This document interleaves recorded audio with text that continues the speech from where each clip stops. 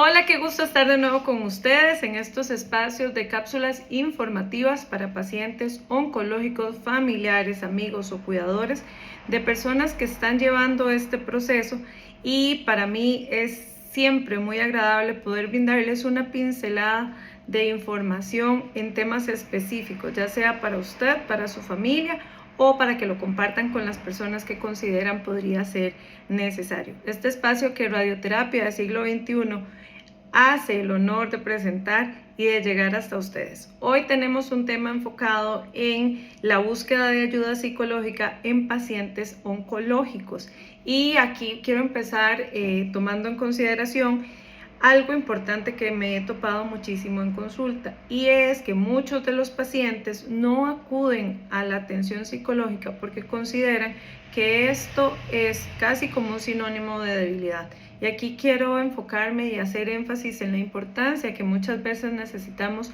de hablar de nuestras emociones, de hablar de pensamientos que muchas veces están asociados a un diagnóstico que no sabemos cómo tratar o cómo manejar con la familia. Entonces realmente no lo veamos como una debilidad, sino como una necesidad que podemos abordar, porque para eso estamos las personas enfocadas en la salud mental, para acompañarlos en los procesos que ustedes consideran que necesitan, como ese ni siquiera es ese empujoncito, es como ir al lado y poder guiar y poder enfocarnos en cuáles son nuestros objetivos terapéuticos. Tenemos que tener claro que cuando recibimos un diagnóstico de esta magnitud va a haber un impacto emocional muy grande.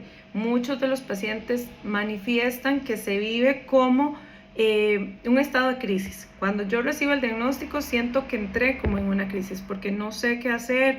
Algunos se vuelven muy ansiosos, otros se quedan como en shock, no sé cómo hablar con mi familia. Entonces hay muchísimas emociones que están asociadas a un diagnóstico específicamente de cáncer, ¿verdad? Recordemos que el diagnóstico no solo afecta nuestra parte física, tenemos que hablar de algo integral. Entonces vamos a hablar de nuestro cuerpo, nuestra mente, nuestras emociones, nuestra espiritualidad. Por eso es importante el abordaje o el acompañamiento en este proceso. Las reacciones emocionales más comunes que nos encontramos es el shock, o cuando sentimos que realmente esto no está pasando o no me está pasando a mí, ¿verdad? Entonces realmente era lo que les decía, no sabemos cómo reaccionar, nos quedamos como en un bloqueo, intentamos procesar la información que nos están brindando, pero es como un balde de agua fría. Entonces muchas veces lo que sentimos es como esa irrealidad de lo que nos están diciendo y nos ponemos como en un estado de negación, ¿verdad? Puede que el doctor se equivocó, tal vez ese diagnóstico no está bien, pudieron equivocar los resultados, y entramos en toda esta tela de duda que lo que viene a hacer es como ese espacio, ese colchoncito emocional que hace que nosotros podamos ir haciéndole frente, asimilando y aceptando la información que acabamos de recibir. También hay emociones asociadas al miedo y a la incertidumbre. Hay preocupaciones sobre lo que puede pasar en el proceso de la enfermedad, hay temores a lo que puede pasar a futuro, hay temores a cómo va a ser mi reacción o cuáles son los efectos secundarios que puedo tener ante los tratamientos o los procesos a los cuales me tengo que someter. ¿Por qué? Porque realmente yo no sé a qué voy, no sé cómo está mi cuerpo, cuáles van a ser esas reacciones, y por eso me genera tanto temor. También hablamos de tristeza y muchas veces desesperanza. La tristeza es una emoción que muchas veces evadimos, pero que realmente en un proceso oncológico está muy presente, ¿verdad? Yo les digo, a veces sentimos como que se nos bajan las pilas, por decirlo de alguna forma, y es entendible, es esperable, y no tenemos que buscar siempre estar bien. ¿Por qué? Porque tenemos la sensación de pérdida y por eso se asocia a la tristeza. Perdemos la salud, perdemos mi vida cotidiana, perdemos los proyectos que yo podría tener en este momento a corto plazo. Entonces vivimos el proceso asociado muchísimo a las pérdidas. También hablamos de la ansiedad que son estos pensamientos constantes de lo que pueda llegar a pasar, de lo que puede pasar no solo en mi estado, sino que puede pasar con mi familia, si hay una posibilidad de cura, cuáles son los resultados que voy a tener, cómo me voy a ver. Entonces realmente la posibilidad a que existan cambios, no solo desde una parte física, también emocional, viene a generar un gran impacto. Otra de las emociones es el enojo, la ira, la frustración, ¿verdad? Y aquí viene una frase que asociamos muchísimo, ¿por qué a mí? ¿Verdad? ¿Por qué si yo soy buena persona? ¿Por qué si yo realmente me cuido? Y lo vemos como un estado de injusticia. ¿Me tocó a mí o soy yo? ¿Por qué a mí? ¿Verdad? Entonces realmente esto a veces nos llena muchísima de frustración, muchísimo de enojo. Y el enojo va en muchas direcciones, muchas veces con las familias, con los cuidadores, desde la parte espiritual, con nosotros mismos, y no podemos dejar de lado porque también va muy asociado el sentimiento de culpa, y a veces ese sentimiento de culpa totalmente irracional, desde luego, viene a ser, es que si yo hubiera hecho más ejercicio, es que yo no comí tan bien, es que yo no me hacía tantos chequeos, es que yo no me di cuenta que por aquí yo justificaba ciertos dolores, y entonces empiezo a sentirme muy culpable de una enfermedad que desde luego no elijo yo tenerla. Estas emociones tenemos, y esto es lo que nos va a ayudar a determinar si realmente nosotros requerimos o no de la intervención psicológica, porque van a haber reacciones que son totalmente adaptativas, que son esperables. Todas estas emociones que mencionaba anteriormente son totalmente esperables, pero el hecho de que sean adaptativas es cuando yo me doy cuenta que tengo la capacidad de hacerle frente a la situación. Que porque yo esté triste no quiere decir que yo necesito una ayuda psicológica, que porque yo llore de vez en cuando no quiere decir que yo ya tengo que ir al psicólogo, que de una u otra forma yo me voy adaptando con capacidad a hacerle frente a la enfermedad. Pero hay unas señales de alarma, y es cuando realmente interfieren estas emociones en nuestro bienestar a nivel general. Realmente yo no puedo parar de llorar, yo tengo comportamientos muy ansiosos, se ven alteradas un montón de situaciones en mi entorno, realmente me empiezo a aislar, no pienso en nada más que el cáncer como tal, mi estado depresivo va en aumento. Y entonces aquí sí tenemos que ver que hay una afectación de mi bienestar a nivel general, y si hay una afectación en mi día a día que hace que yo necesite la ayuda. Y muchas veces sentimos que nosotros podemos hacerle frente solos, y yo no tengo la menor duda que muchos de nosotros tengamos estrategias, o que desde la información ahorita que tenemos a la mano podamos ir aprendiendo a gestionar nuestras emociones, a reconocer nuestras emociones, pero siempre va a ser más adecuado que pueda hacerlo en compañía de un profesional que sepa de salud mental, para que lo pueda guiar de la forma más adecuada. Esas señales que me van a indicar que yo debo acudir, las vamos a enfocar en la ansiedad, ataques de pánico, una depresión profunda, la sensación de pérdida de interés en cosas de nuestra vida cotidiana, alteraciones a nivel físico, por ejemplo, problemas para dormir, pérdida de apetito, no desde un efecto secundario por algún tratamiento, sino que el nivel de angustia que siento o el malestar emocional que siento no me permite comer, o todo lo contrario, ¿verdad? Más bien como de manera excesiva, o hay sentimientos de desesperanza que llegan al límite de tener pensamientos un poquitito distorsionados, o inclusive pensamientos que llegan a atentar con la propia vida. Una negación extrema, y esto es, como les decía al inicio, no es solo desde el proceso adaptativo, sino cuando de pronto yo doy por un hecho de que no está pasando nada. Y el problema aquí con la negación es que de pronto yo dejo de acudir a las citas, no me aplico el tratamiento, porque realmente yo considero que lo que está pasando no es real. Entonces la negación viene a tener este efecto totalmente negativo, en que hace que el paciente pierda la adherencia al tratamiento. ¿Cuáles son los beneficios que podemos encontrar para el paciente si acude a un acompañamiento psicológico? Bueno, va a aprender a regularse emocionalmente, va a aprender a cómo manejar emociones que tal vez no sabe o siente que de pronto no tiene el control de ellas, o cómo gestionarlas de la manera más adecuada. Va a haber un fortalecimiento de lo que conocemos como resiliencia. Resiliencia es la capacidad que nosotros tenemos para afrontar ciertas situaciones y reincorporarnos. Entonces, realmente es como nosotros empezamos a hacerle frente a esta situación desde la mejor versión de nosotros mismos, o desde la mejor forma para nuestro beneficio personal y general. Desde luego, el manejo de la comunicación también nos va a ayudar, y esto es tan importante porque muchas veces nosotros no sabemos cómo expresar las emociones porque no las identificamos, y muchas veces porque nos da temor a sentirnos juzgados. Entonces, realmente con nuestra familia intentamos tener estas conversaciones, y no nos sentimos tan cómodos porque de pronto cuando yo estoy hablando de lo que siento, cuando yo estoy hablando de mi temor, de mi preocupación, algún familiar me dice: usted esté tranquilo, no piense en eso.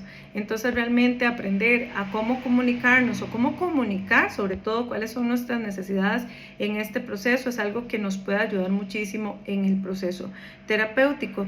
La parte de reconstrucción de la autoestima es tan importante porque se ven alteraciones a nivel físico que muchas veces vienen a generar un impacto en nosotros mismos, y entonces cómo nosotros podemos aceptarnos desde las condiciones o desde los cambios que se pudieron dar o se van dando durante el proceso, y tener una mejor autoaceptación. Y desde luego enfocados siempre, o que es algo en lo que vamos a trabajar muchísimo, es en la adherencia al tratamiento, en las dudas que el paciente tiene, las ideas o las creencias erróneas que se tienen desde ciertos medicamentos, o la información que se puede brindar para que el paciente se ajuste a todas las recomendaciones que se le da desde su equipo médico, y que no vaya a dejar el tratamiento tirado, siempre enfocados en el objetivo que es la beneficencia, y que siempre vamos a trabajar en pro de que el paciente esté mejor. Pero muchas veces desde la información distorsionada que tenemos o errónea, llegamos a pensar que este tratamiento no me sirve, que lo que va a hacer es todo lo contrario, o que está acelerando algún proceso, ¿verdad?, que no es el que yo quiero. Entonces, realmente es poder enfocarnos en esa adherencia y poder explicarles los pros y los contras de cada decisión que muchas veces tomamos. Recordemos que el psicólogo nunca va a ser el que tome la decisión, pero sí lo va a ayudar, o sí la va a ayudar y la va a guiar a que usted pueda tener o tomar decisiones mucho más asertivas de acuerdo a los criterios que usted misma puede ir desarrollando, que usted mismo puede ir desarrollando. Y desde luego también nos va a ayudar en brindarnos estrategias de afrontamiento, ya sea para afrontar el dolor físico, el dolor emocional, o desde luego los efectos secundarios. Y también algo importante es muchas veces cómo hacer resolución de conflictos. Aunque nos parezca irónico, muchas veces ante los procesos como tal se generan más conflictos, y esto no es porque el ambiente pasó algo o se vienen más problemas de los que considerábamos que tenía, sino porque desde las mismas emociones que no sabemos gestionar, muchas veces tenemos un ambiente muy hostil, muy tenso, la familia no sabe cómo organizarse, y esto lo que viene a la larga es a generar muchísimos conflictos en la dinámica de cuidado, entendiendo que las personas que se involucran llegan con una intención positiva de estar cerca, de acompañar, de servir, pero muchas veces ante la falta de comunicación o no saber cómo resolver ciertos conflictos, lo que hace es que se dan choques, y esto genera mucho más asperezas dentro de la dinámica familiar. Algunas señales para los familiares o cuidadores que son importantes de tomar en cuenta para que también tengan la posibilidad de llevar un proceso psicológico, bueno, es cuando hablamos de agotamiento emocional y físico. Si yo soy cuidadora de algún paciente, desde luego va a haber un cansancio físico, porque resulta que bueno, yo tengo que bañarlo, yo tengo que preparar los alimentos, tengo que ir a recoger las recetas, tengo que preparar a los niños para que vayan a la escuela, tengo que hacer los quehaceres de la casa, tengo que cambiar sábanas. Son un montón de actividades que me generan un cansancio físico, pero aquí tenemos que acompañar un factor importante, y es el factor emocional.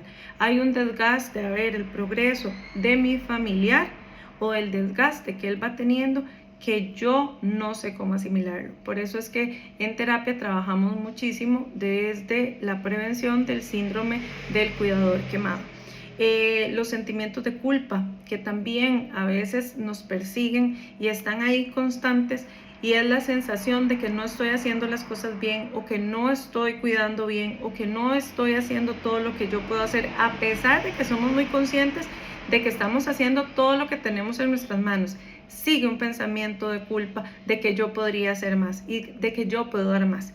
Y desde luego, la ansiedad o el miedo que podemos experimentar como familia al no saber qué es lo que va a pasar con la persona enferma. ¿Cuáles son los beneficios como familia? Bueno, poder resolver o acompañar en el manejo de situaciones que consideramos difíciles, ansiedad, estrés, depresión.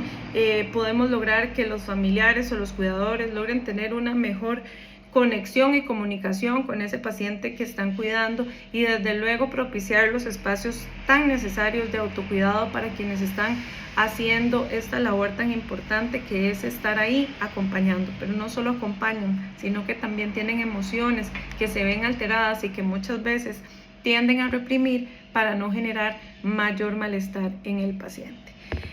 Algunas estrategias y enfoques desde la terapia, o algunas formas en que podemos llevar terapia. Bueno, la terapia individual, y este tipo de terapia va enfocado en el objetivo que cada persona o el trabajo que cada persona quiere realizar. Entonces son casos únicos. ¿Por qué? Porque en realidad vamos a plantear los objetivos terapéuticos de acuerdo a las necesidades que quiere o que necesita cada una de las personas. También hablamos de terapias grupales, que estas hemos visto cómo generan un impacto muy positivo en los pacientes, porque de pronto empezamos a ver que podemos compartir experiencias similares, nos sentimos más comprendidos. Muchas veces tendemos a aislarnos o pensamos que realmente solo a mí me pasa esto, o yo soy la que está mal porque estoy pensando esto. Y cuando llegamos a los grupos terapéuticos nos damos cuenta que no solo me pasaba a mí, que no era yo la única que pensaba esto sobre aquella situación, sino que realmente es algo que muchas personas estamos viviendo y que entre nosotros mismos podemos entendernos. No es que no encontramos empatía en nuestra familia o las personas cercanas, claro que sí, pero logramos tener una mejor comprensión desde las personas que están viviendo un proceso similar. Entonces hay un mayor entendimiento y se logra un sentido de comunidad, ¿verdad? Estamos todos en esto y trabajamos todos hacia lo mismo, el objetivo de estar mejor. La terapia familiar también, ¿verdad? Que esto incluye a los miembros de la familia y se trabaja en función, siempre el objetivo principal va a ser el bienestar del paciente, pero también cómo nos organizamos como familia o cuáles son esas situaciones desde la dinámica familiar que tal vez podemos ir resolviendo. La psicoeducación viene a ser un factor muy importante, porque al final de cuentas, cuando yo voy con mi equipo médico con una información o un conocimiento desde lo que yo estoy viviendo, desde mi realidad, el nivel de incertidumbre va a disminuir. El nivel de temor no es que se va a eliminar, pero lo puedo gestionar mejor. Entonces, realmente entender qué es lo que me pasa, el poder explicar al paciente qué es lo que el proceso, o qué es lo que viene, o qué es lo que esperamos que pueda suceder desde una parte física, desde una parte emocional, desde una dinámica de pareja, cambios o alteraciones, es importante. ¿Por qué? Porque me va a dar la seguridad y la confianza de que yo voy entendiendo el paso a paso de mi enfermedad, y que probablemente nada me va a venir a alterar porque me va a agarrar por sorpresa, por decirlo de alguna forma, sino que tengo conocimiento de las cosas que pueden llegar a pasar, tanto las cosas buenas como las que consideramos que no son tan buenas, ¿verdad? Y después las terapias complementarias, que vienen a ayudar muchísimo al bienestar del paciente, que aquí hablamos de meditación, yoga, musicoterapia, arteterapia, todo esto que nos ayuda y que nos hace sentir mejor, y que va a ser complemento de una terapia que probablemente nosotros ya estamos llevando. Hay diferentes enfoques, ¿verdad? Siempre es importante cuando nosotros trabajamos con un paciente, indicarles cuál es nuestro enfoque, ¿verdad? Explicarles de qué se trata o cuáles son los objetivos, y vamos a mencionar en este caso 3 enfoques terapéuticos para los pacientes oncológicos que pueden verse muy beneficiados. Bueno, la terapia cognitivo-conductual, y este enfoque se basa en la relación que hay entre el pensamiento, la emoción y el comportamiento o la conducta, ¿verdad? Entonces, la idea es tratar de modificar o de trabajar con pensamientos que muchas veces están distorsionados o creencias irracionales que nos afectan directamente nuestro estado emocional. También hablamos de la terapia de aceptación y compromiso, que básicamente se basa en la aceptación de la experiencia emocional como tal, sin intentar como evitarla o controlarla, todo lo contrario, ¿verdad? Poder aceptar lo que estamos viviendo, y esto no es así de fácil. De pronto hablamos de aceptación y compromiso y pensamos que es nada más como, bueno, sí, está bien. No, realmente es todo un trabajo, pero no es como echarnos ese pleitecillo con lo que estamos viviendo, sino poder conectar con la emoción desde nuestra realidad, y al final de cuentas lo que va a hacer es que va a minimizar ese dolor emocional, porque ese pleitecillo que nos teníamos que echar probablemente ya no nos va a desgastar tanto, sino que aprendemos a gestionar y a ver lo que sucede desde otra óptica. Luego también tenemos la terapia narrativa y la de expresión emocional, y aquí lo que permite básicamente es que los pacientes puedan construir una historia personal integrando la enfermedad sin que ésta sea algo o que robe toda la identidad que tengo. Recordemos que yo no soy un diagnóstico, yo soy una persona que tiene una enfermedad como tal, pero a veces nos identificamos solo como un cáncer, cuando en realidad no es así.